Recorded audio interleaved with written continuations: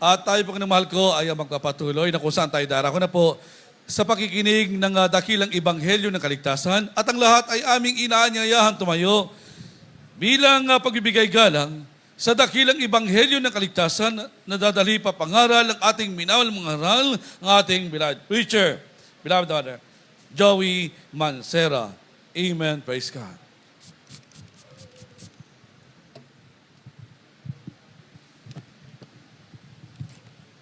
God bless you, my beloved co-preacher, beloved Brother Bob Diluna. Tayo pong lahat ay magkaisang dumalangin.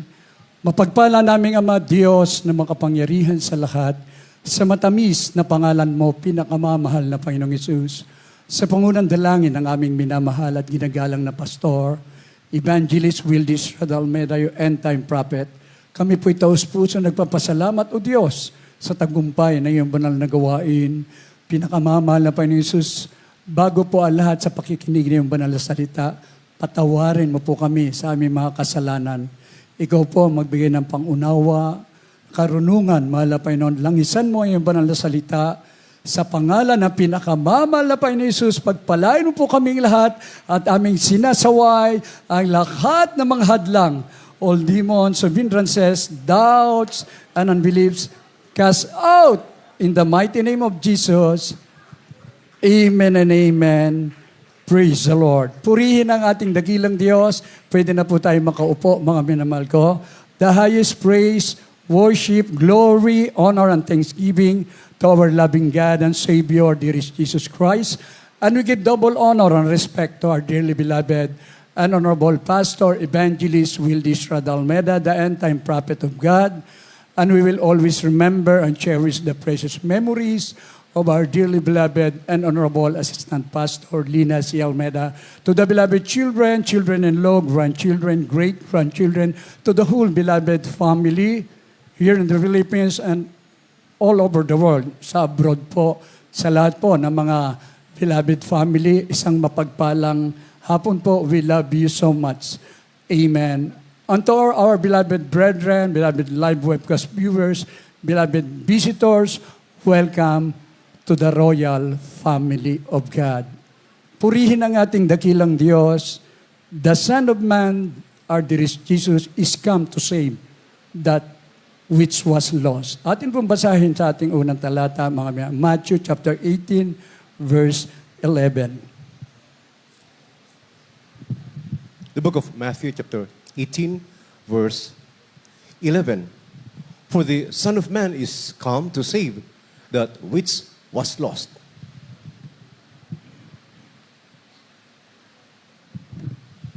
Ang Ebanghelyo ni Mateo, Kabanatang 18, talatang 11. Sapagkat ang anak ng tao ay naparito upang iligtas ang nawala. Amen. Amen. Praise the Lord. Purihin ang ating dakilang Diyos. Mga, since the very beginning sa ating mga ninuno, talaga pong napahiwalay na ang tao dahil sa kasalanan. Mga minamahal ko, hanggang ang ating pinakamamahal na Panginoon, siya na mismo ang bumaba mula sa kanyang trono ng biyaya, nagkatawang tao, na ang layunin niya na parito upang iligtas ang nawala. Jesus is the same yesterday, today, and forever. Lalo na sa kapanahunan natin, ayaw ng Diyos na ang sino man ay mapahamak, mga minabagkos, maunawaan at malaman ang katotohanan.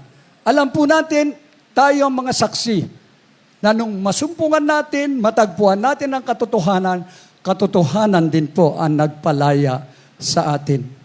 Kaya nga, ang ating dearly beloved parents in the Lord and the beloved children, nandun po yung pagpupursige. Salamat sa Diyos, ibinigay ang karunungan upang ipangaral ang totoo at makapangyarihang ebanghelyo ng kaligtasan. Marami ang naligaw ngayon. Marami ang napapahamak, hindi nila alam ang katotohanan. Ngunit, sa magitan ng Jesus Miracle Crusade, sa magitan po ng mga krusada, maging sa mga social media, radio program, TV program, mga kapatiran na humahayo, na talagang pinagpala at sinasabing, buhay ang Diyos na aming pinaglilingkuran, ginamit ang bawat isa sa atin.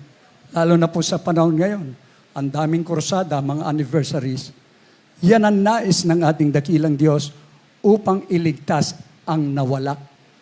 Kaya ang ating pinakamamahal na Panginoon sa 100 na tupa, sabi nga niya mawala ang isa, hahanapin niya yan, mga minamahal ko.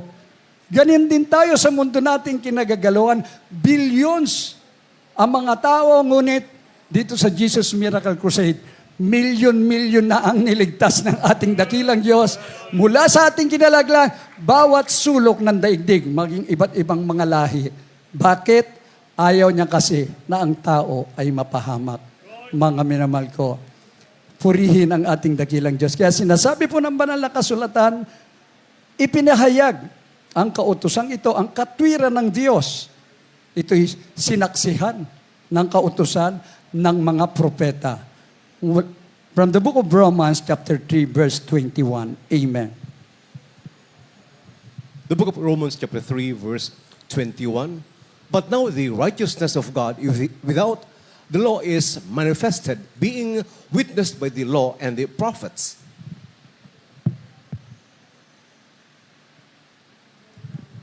Mga taga-Romang Kapitulo 3, versikulo 21. Darapat ngayon, bukod sa kautusan ay pinahayag ang isang katwiran ng Diyos na sinaksihan ng kautusan at ng mga propeta. Amen. Praise the Lord. Saksi po, mga minamahal ko, ang bawat isa sa atin. Dahil yung kautusan na inihayag at ipinangaral ng ating dearly beloved pastor, totoo na merong kapangyarihan. Totoo po, nandyan ang mga pribilehyo na kung saan totoo, binago tayo, pinagaling ng ating malapayan, pinalaya tayo ng ating dakilang Diyos sa lahat ng ating mga kasalanan. Sa kasalukuyan, talagang marami po ang napapahamak.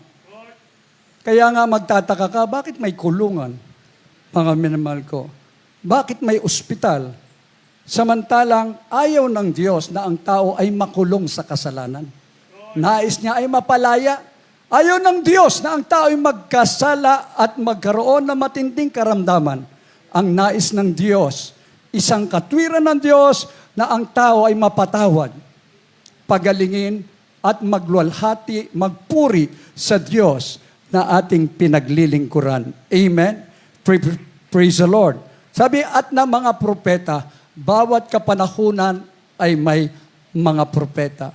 Pero sa huling panahon natin, mga minamahal ko, ang sabi ng banal na kasulatan, ang mga tao na hindi makikinig sa propeta ay mapapahamak. Dahil sa panahon ngayon, kalamidad, lahat na nandyan Pataas ng pataas ang antas. Pati nga yung heat index na tinatawag. Pataas ng pataas, hindi na po makontrol yan. Ngunit, subok po natin dito. Kinilala natin na mayroong propeta sa huling panahon. Kaya nga lagi natin binabanggit, the end time prophet of God. Kung ayaw tanggapin ng iba, pero sa atin, totoo na pinaniniwalaan natin, pinagtitiwalaan natin ang kapangyarihan ng Diyos at tayo nakinabang.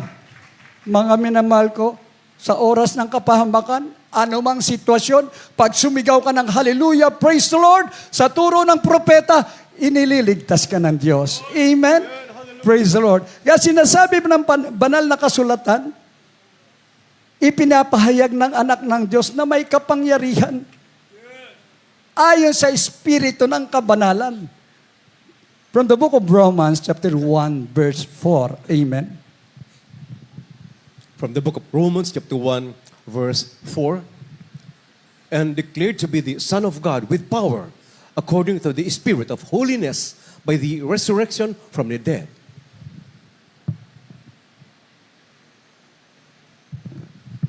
Dito po sa Roma, Kabanatang 1, Talatang 4. Na ipinahayag na anak ng Diyos na may kapangyarihan ayon sa Espiritu ng kabanalan sa pamamagitan ng pagkabuhay na maguli ng mga patay sa makatid bagay si Yesu Kristo na Panginoon natin. Amen. Amen. Praise the Lord. Yung kamatayan ng ating pinakamamahal na Panginoon Jesus, yun po ang umpisa ng tagumpay na kung saan ipinangako niya, ibibigay ko ang banal na Espiritu, na pag sumayo ang banal na Espiritu, may kapangyarihan ka. Na mismong si Satanas, lahat ng ginawa niyang pag-aalipin sa atin ay tapos na. Ang pinag-uusapan na rito ay ang kaligtasan na suma sa atin at ang kapangyarihan. Sino matatakot ngayon sa huling panahon na ikaw at ako na tinawag sa banal na gawain na ito? Hindi tayo takot sa kamatayan. Dahil pagpikit natin, doon na tayo sa langit, mga minamahal ko. Naalala ko ang patato ng isang ating beloved ordained preacher noon siya po'y manggagawa dito. Lagi siyang sinasakal daw tuwing gabi ng jablo. Ginawa niya, sabi niya, di, sakalin mo ako. Pag ako namatay, sa langit ako. O di tinigilan siya ng masamang espiritu. Very wise dahil totoo po sa mamatay sa mabuhay, doon tayo sa langit. Ngunit habang nandito tayo, tayo po ang tinatawag na living armies of God. We will fight a good fight of faith, mga good fight of faith. Ang kabutihan ng Diyos ang daladala natin, ang liwanag ng Diyos ang daladala natin upang gapiin ang lahat ng suligi ng kaaway. Mga minamahal ko, we will be overcomer. Ito ang nais ng Diyos habang nandito tayo nagtitiis dito sa mundo nating kinalalagyan. Huwag kang matakot. Itaas mo yung noo dahil ito yung mga tanda, malapit na ang pagbabalik ng ating mahal na Panginoon. We're just waiting for that blessed hope. Sabi nga, time is running out. Kaya bilang tunay na Kristiyano, mga minal, kailangan i-overtime natin to. Mas maganda. Gawin natin ang lahat ng paraan upang panindigan mo na ikaw ay tunay na anak ng Diyos. Na ipinahayag na anak ng Diyos na may kapangyarihan ayon sa espiritu ng kabanalan. Mga minal, dati, tayo po, wala tayo sa kabanalan. Pero dito, sa pagsasalita, loob at labas, sa katotohanan. Kaya sabi nga nung, paano kaya kung hindi ako na-save dito? Hindi ako magre-retire ng maayos. Magmula nung siya ay maging pulis, there is always promotion. Bakit? Totoo po na minahal niya ang ating mahal na Panginoon, di minahal din siya. Ngayon, magre-retired na siya nang ayon sa kalooban ng Diyos, tinaas pa ang rangko. Yan po ang nais ng ating mahal na Panginoon. If you humble yourself in the sight of the Lord, faithfully serving the Lord, totoo po, ikaw ay itataas ng Diyos. Ngunit, kung ikaw ay tumalikod, manlamig, o umayaw pa, nakakalungkot man, there will be a sudden destruction. Huli na, bago mo malaman, kailangan ko pala ang ating pinakamamahal na Panginoon Jesus. Lagi nating isa puso sa magitan ng pagkabuhay na maguli ng mga patay sa makatuwid bagay si Yesu Kristo na Panginoon natin. Lahat magsabing, praise the Lord. Ang ating pinakamamahal na Panginoon, buhay niya, ibinigay niya. Ang lais lang ng Diyos na tinawag tayo rito, ibigay mo ang buhay mo sa paglilingkod, sa pagluluwalhati, sa pagsamba sa ating dakilang Diyos, sa Kanya lamang ang lahat ng kapurihan. Lahat magsabing, praise the Lord. Kaya, sa mga oras na ito, sa buong mundo, laging kumakatok ang ating mahal na Panginoon. Hindi niya, ayaw niya kasi na ang mga tao'y mapahamak. Sa paanong paraan, mga minamahal ang ating social media, ang ating YouTube, Facebook, mga minamahal ko, binabaliwala nung iba Pero pagka alanganin na at sila'y masira ng Word of God, meron pala. Mapapakinabangan ko pala ang cellphone ko. Mapapakinabangan ko pala yung manood ng TV program ng Jesus Miracle Crusade. Makinig sa salita ng Diyos. Ito pala ang dapat. Maraming pinagpala ng ating dakilang Diyos dahil sa kapangyarihan ng Diyos. Aningin mo yung mga baguhan. Paano ko nasib? Napanood ko. Grabe pala dito. Talagang totoo po. Umaapaw ang kanilang kaligayahan. Ang sabi ng banal na kasulatan, it's not too late sa huling panahon na ito. Revelation chapter 3, verse 20. Amen. Praise the Lord. The book of Revelation chapter 3, verse 20. Behold, I stand at the door and knock. If any man hear my voice and open the door, I will come into him and will sup with him and he with me.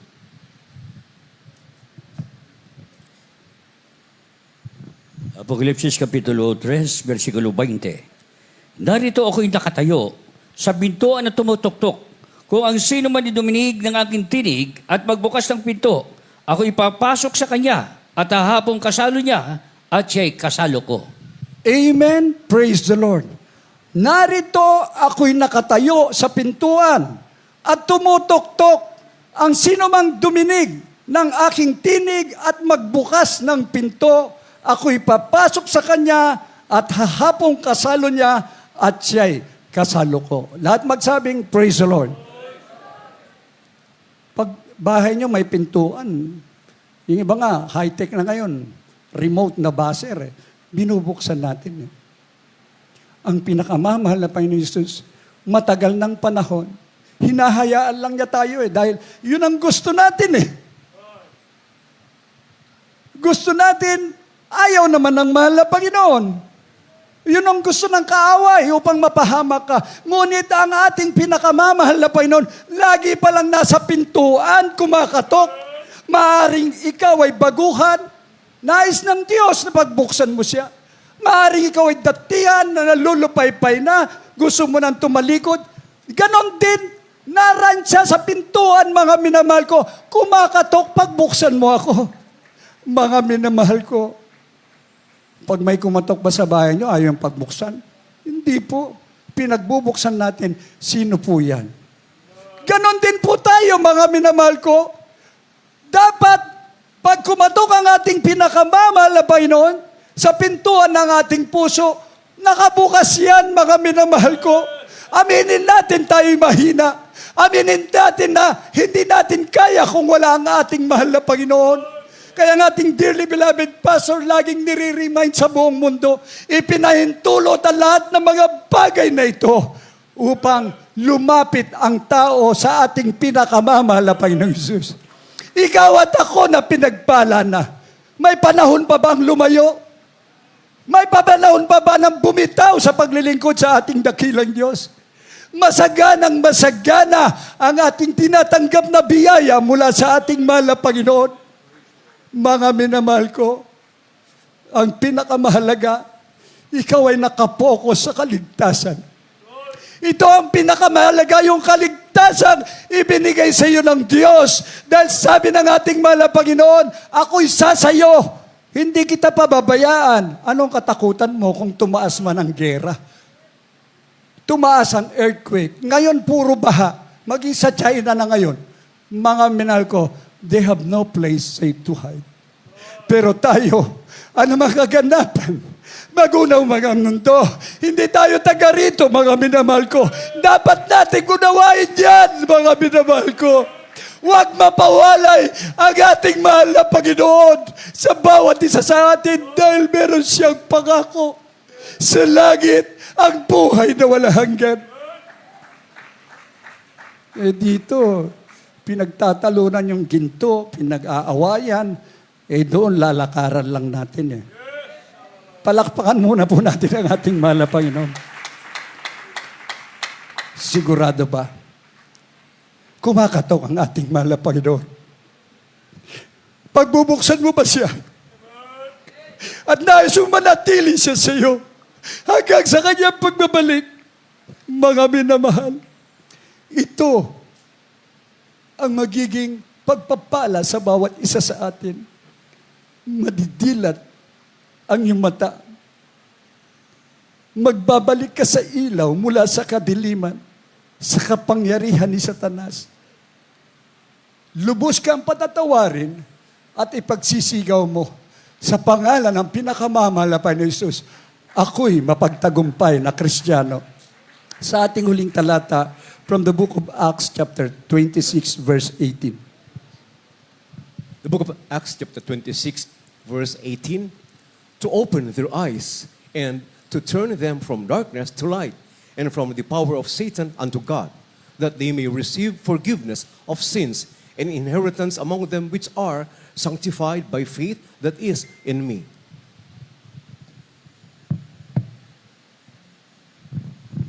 Ito po sa mga gawa, Kabanatang 26, talatang 18.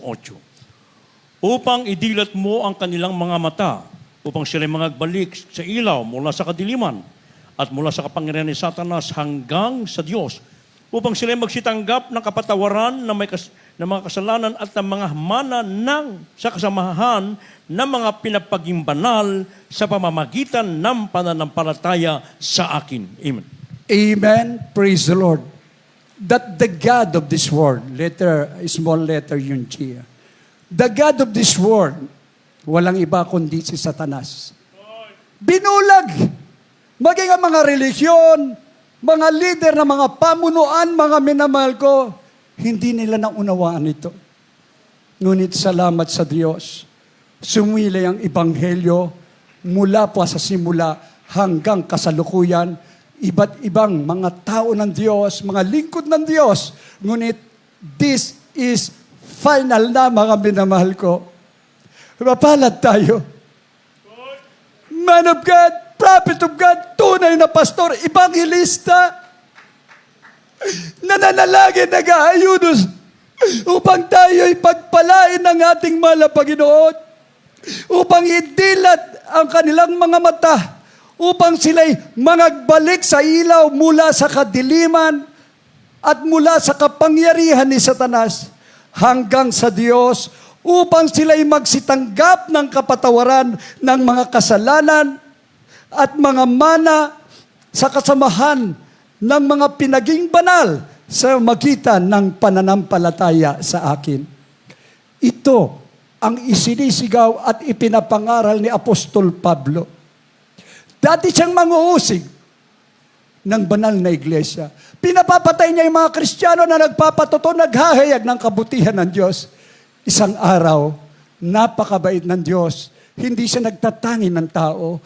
Tinawag si Apostol Pablo, nakipagbaka na mabuting pakipagbaka, mga minamahal ko, na kung saan hanggang kasalukuyan, mga minamahal ko, ang ating dearly beloved pastor, ito ang kanyang ipinapangaral na kapangyarihan ng ating dakilang Diyos.